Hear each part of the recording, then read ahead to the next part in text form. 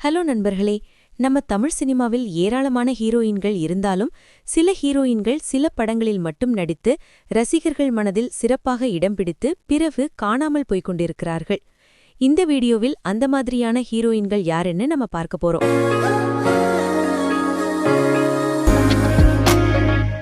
முதல் ஹீரோயின் பிரியங்கா கோத்தாரி பற்றி பேசலாம். இவர் வெஸ்ட் பெங்காலை சேர்ந்தவள். தமிழ், தெலுங்கு, கன்னடா, ஹிந்தி போன்ற பல மொழிகளில் படங்கள் செய்துள்ளார். 10ஆம் வகுப்பு படித்த பின் நியூடெல்லிக்கு சென்று 6 வருடங்கள் கடைகள் கற்றுக்கொண்டார். அதன்பின் ஆக்டிங் கிளாஸுகள் போனாலும் முதலில் சில விளம்பரங்களில் நடித்தார். பின்னர் 2003இல் மாதவன் நடித்த ஜே என்ற படத்தில் அமோகா என்ற கதாபாத்திரத்தில் நடித்தார்.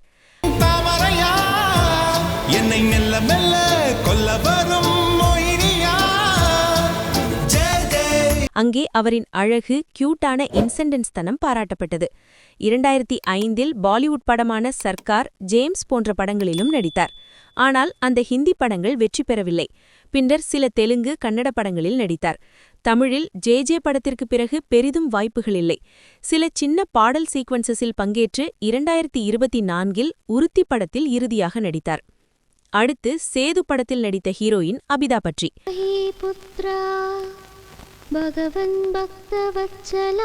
இவரது சினிமா வாழ்க்கை ஏதோ ஒரு சீரியலில் நடித்து கவனம் பெற்றதிலிருந்து தொடங்கியது.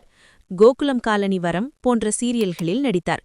பின்னர் கோல்மால், மஸ்மரம், தேவதாசி போன்ற படங்களிலும் நடித்தார். சேது படத்தில் கீர்த்தி ரெட்டி, ராஜஸ்ரீ போன்ற பிரபலமான ஹீரோயின்களை தள்ளி அபிதாவை தேர்வு செய்தனர். இவள் வாய்ஸ் சைல்டிஷ், பியூட்டிஃபுல் என ரசிகர்களுக்கு பிடித்தது. ஆனால் படிப்புக்காக அண்ணாமலை யூனிவர்சிட்டிக்கு போயிட்டு பிறகு சினிமா வாய்ப்புகள் குறைந்து சின்ன சின்ன படங்களில் மட்டும் நடித்தார். பின்னர் சில சீரியல்களில் நடித்துக் கொண்டிருக்கிறார். 3வது ஹீரோயின் வசுந்தரா தாஸ்.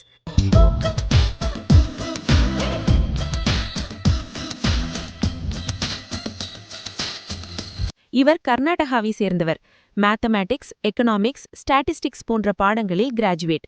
தமிழ், தெலுங்கு, கன்னடா, ஹிந்தி, மலையாளம், ஸ்பானிஷ் போன்ற பல மொழிகள் பேச தெரியும்.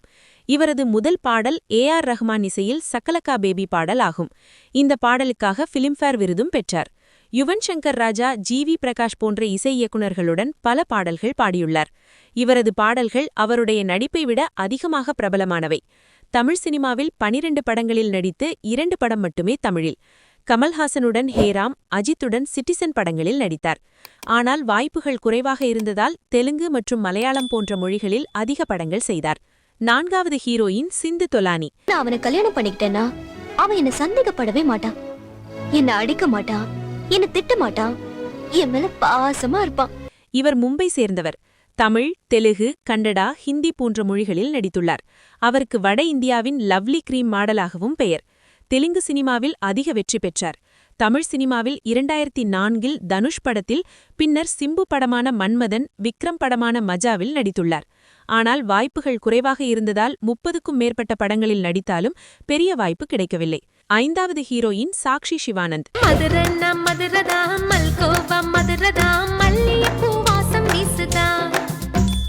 இவர் கன்னட குடும்பத்தை சேர்ந்தவர். அமெரிக்காவில் பள்ளி படித்து மெட்ராஸ் மருத்துவக் கல்லூரியில் படித்துள்ளார். தமிழ், தெலுங்கு, ஹிந்தி, மலையாளம் போன்ற மொழிகளில் நடித்துள்ளார். 1997இல் மாப்பிள்ளை கவுண்டர் படத்துடன் தமிழ் படத்தில் அறிமுகமானார். விஜயகாந்த், விஜய் படங்களில் நடித்தார். பின்னர் 2013இல் ஜெயம் ரவி படத்தில் சிறப்பு தோற்றமாக நடித்தார். அதன் பிறகு தமிழ் சினிமாவிலிருந்தும் வெளியேறியுள்ளார். இப்படியே சில ஹீரோயின்கள் சிறந்த படங்களில் நடித்தபோதும் பின்னர் சினிமா உலகத்தை விட்டு காணாமல் போயிருக்கிறார்கள். இன்னமும் இப்படியே மறைந்து போன ஹீரோயின்கள் பலர் உள்ளனர். உங்களுக்கு தெரிந்த ஹீரோயின்கள் யாரென கமெண்டில் சொல்லுங்கள். அடுத்த வீடியோவில் மேலும் விவரிக்கப் போறோம். இந்த வீடியோ பிடித்திருந்தால் லைக், கமெண்ட், ஷேர், சப்ஸ்கிரைப் செய்ய மறக்காதீர்கள். நன்றி நண்பர்களே.